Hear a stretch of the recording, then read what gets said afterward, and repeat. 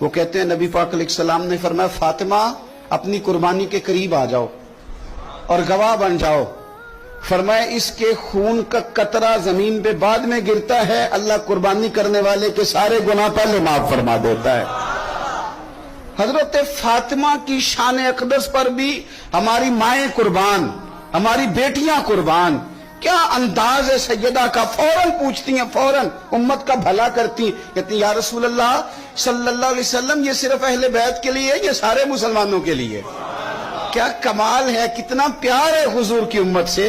حضور یہ صرف اہل بیت نبوت کے لیے ہے. نبی پاک نے فرمایا نہیں فاطمہ یہ ساری امت کے لیے فضیلت ہے کہ قربانی کرنے والے کے جانور کا خون کا قطرہ بعد میں زمین پہ گرتا ہے، اللہ سارے گناہوں کو پہلے معاف کر دیتا ہے.